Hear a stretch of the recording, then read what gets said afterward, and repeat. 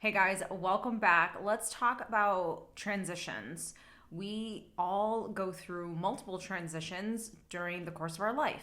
Some are good, some are bad, some we thought were going to be easy, some turn out to be really hard transitions that we're going through. So, change is inevitable. And when we're going through these kind of like phases in life, it could be any type of transition.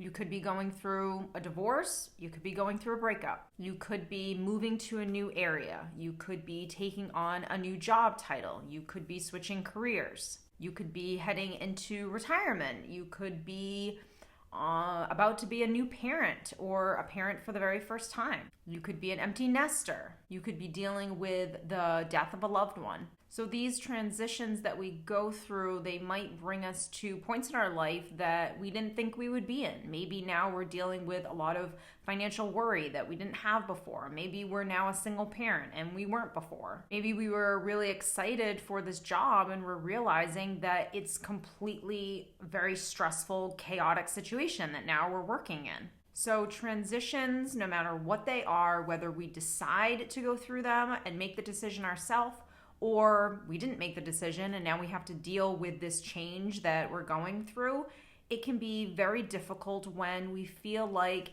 there's so much going on, there's so much on our plate, and it's tough to kind of process everything that we're going through because when you go through a transition, especially one that you didn't really sign up for, you don't have time to really process what it is that's going on. You just immediately go into fight or flight. And this is where you start surviving what it is that you're going through or the situation that you're now in because you didn't plan for it. You didn't know this was going to happen. And so you just go into survival mode. You're trying to maintain your sanity while you're in this place. Now, what I want you to understand is that stress is a part of life, but it doesn't have to be your life.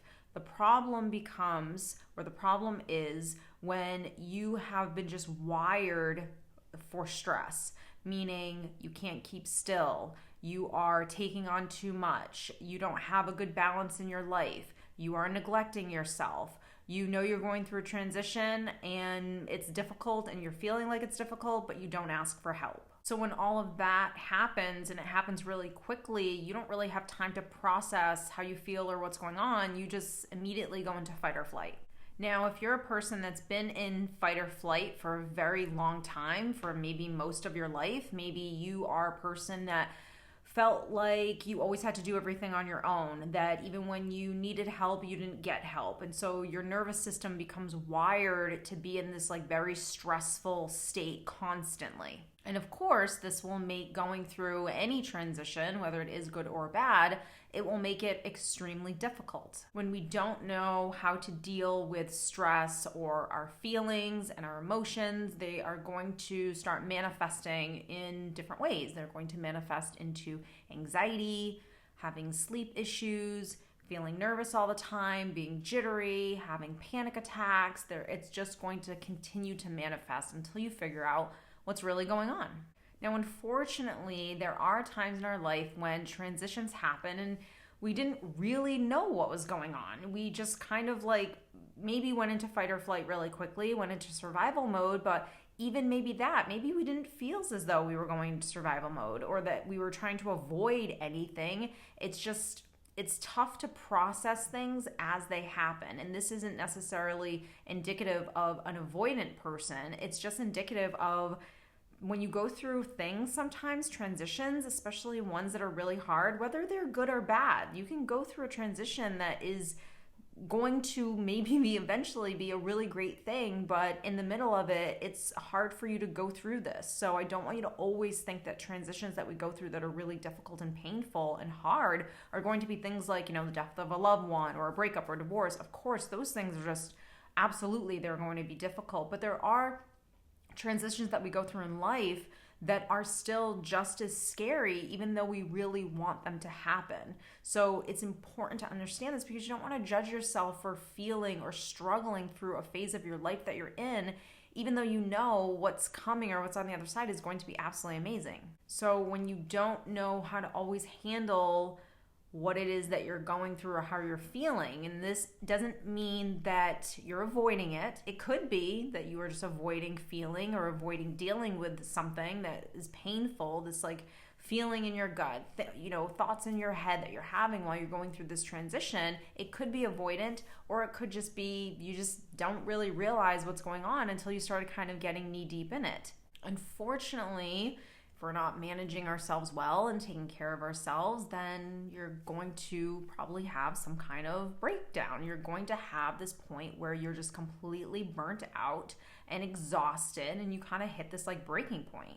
When you have those kind of moments of like a breaking point, you're definitely more susceptible to getting sick. You're run down. You have not been taking care of yourself, not only just physically, but emotionally and mentally. Now, when we think about these transitions, all these examples that we gave earlier, divorce, breakups, now you're a single parent, now you're dealing with financial worries that you didn't have before, job transition, moving, buying a house, like new job, like all of these different types of things that we're going to go through, you can see that as this thing is happening, whether it's a good thing or a bad thing, and it's overwhelming you, and you're having worries and fears and self-doubt, and you're struggling, when we're not dealing with those feelings, they're just going to continue to manifest. So I really want to talk about learning how to manage our stress when we are going through not just transitions in life, but let's just be honest, life in general, because life is hard sometimes, and we don't often know that this transition is going to be as difficult as it's going to be. There could be other things that you've gone through in your life that you look back on and you're like, oh my God, it could have been way harder for me to go through that, but I went through it like this, and now I'm here, and I never in a million years thought that this would be something that I would be struggling with, but you are. And so this is your opportunity to go deeper, to learn more, to rise up, and to elevate yourself so you can actually gain something from this experience. A big part of stress is just not managing yourself or taking care of yourself the right way. There are going to be times when you're going through these phases where you are going to feel so incredibly overwhelmed. And while it's very normal, you also have to be aware that you're feeling overwhelmed and take care of yourself in the right way. And also know that this too shall pass. You're not going to stay here forever. If you are a person who's highly sensitive, don't forget that these changes and transitions that you go through are going to be even more heightened for you. So you feeling the typical person who would just feel maybe slightly overwhelmed, perhaps you are extremely overwhelmed, and you really have to make a conscious effort to figure out what are your triggers and how to take the best care of yourself. For me, first thing is social media. I'm going to really get off of the phone and just start really practicing being present. Even if you're just like mindlessly scrolling, you are constantly being stimulated. And if you're already very stimulated because of what's going on in your life and you're just dealing with a lot, that's just going to heighten the stimulation for you. It doesn't matter if you're highly sensitive or not, but obviously if you're someone who believes they are a highly sensitive person, this is going to ring even more true for you. Nutrition is going to be another thing that for me, I always take a really close look at is what have I been consuming? What do I need to start doing more of? This is always bad with me now. Just making it a point to say, I probably shouldn't have that sugar, that pastry, that whatever. Not because I'm trying to lose a few pounds, just because we have to accept the fact that our nutrition plays a big factor on just how we feel overall. And if we're going through a lot, we need all the energy we can possibly get to be able to feel calm, feel rested, take care of ourselves, feel good, and really junk food and crappy eating and all of those poor habits are not going to be beneficial for us. So I know for me, a real big, aside from social media, a real big cheat is I will go and get all of the prepared foods I can get. I know everything is super inflated right now and prices are insane for food, but to be honest though, I think food in the grocery store is so expensive that sometimes, in my opinion, it actually makes sense to go to a restaurant, or it makes sense to grab some food and pick it up versus making it myself. that's how expensive some some food is. So do whatever works for you, do whatever you can do, but just you want to just take the load off of yourself, but make sure that it's not just something that isn't going to be healthy for you. Okay, the next thing is going to be movement. Movement is huge when it comes to stress, when it comes to going through transitions, just overall taking care of yourself, we should be moving. So whether that's walking, exercising, yoga, Pilates, a fitness class, playing basketball, like anything that gets your body moving. It doesn't have to be anything crazy. It can just be a walk. It can just be a walk around your yard. It's just about getting some movement in your body, getting some fresh air. So just get some movement going, get some fresh air, be out in nature. Those things really, at least for me, they really help to just ground me.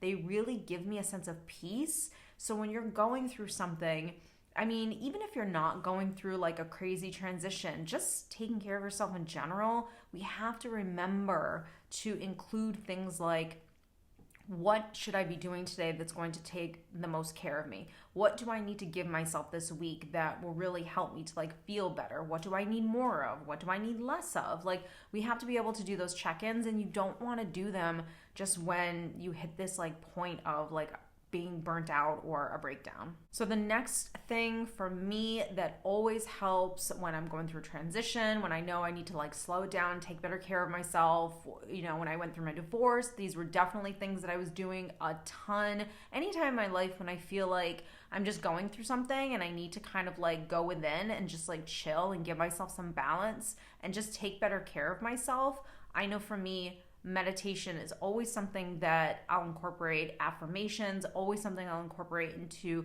my nighttime routine.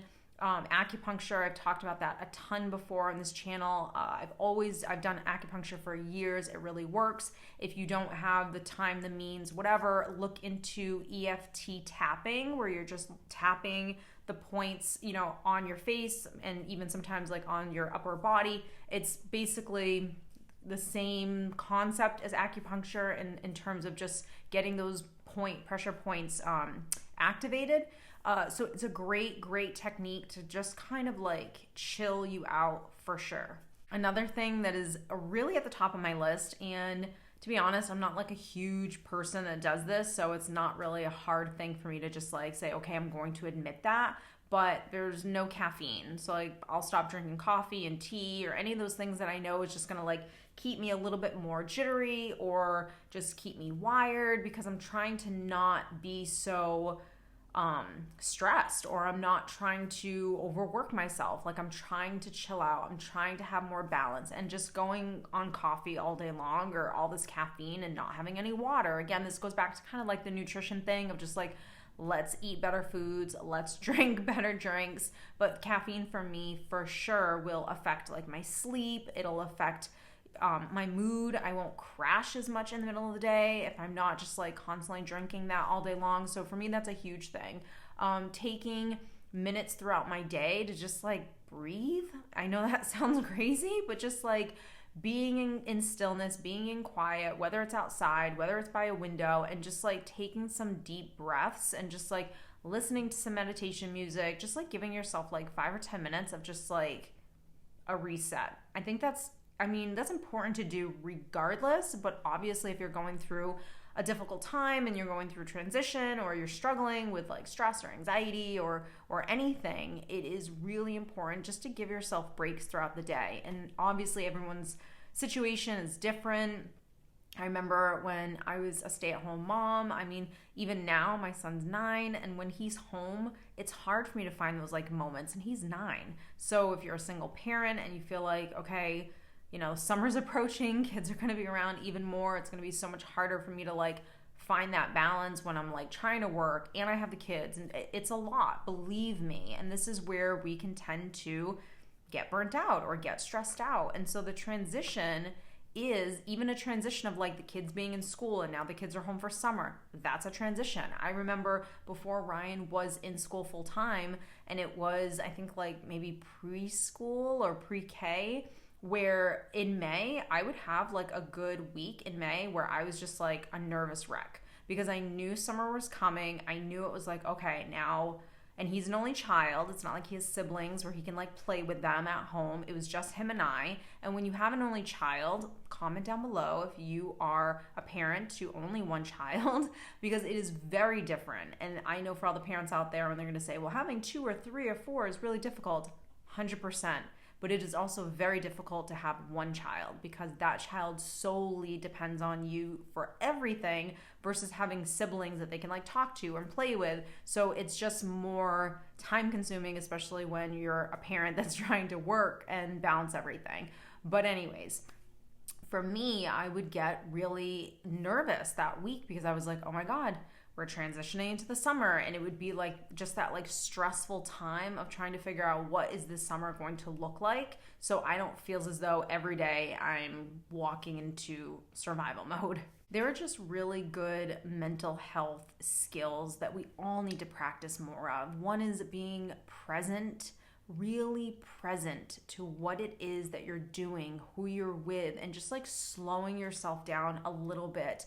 You know, the aspect of meditating is the practice of acknowledging the thoughts and seeing them like moving around and just bringing them back to like what it is that you're doing, whether it's your breath or listening to a guided meditation. And that practice allows you to be more self-aware when you are out living your life, to say, okay, I need to slow down. Okay, I don't need to worry about that right now. It's a really huge practice. And then you can keep going even further with it, where you start to like acknowledge the thoughts and challenge the thoughts, and not let every single thought kind of take you down a rabbit hole. So guys, thanks for joining me this week. I hope you enjoyed this video. Remember, all of these things are practices, and whether you are going through a transition that you wanted or didn't want and you're struggling, or you're just going through something in general that's really hard, all of these things are just things to be more mindful of to help you. I always say this too shall pass. So you will not stay here forever, but you do want to obviously help yourself as much as you can while you are kind of going on this ride.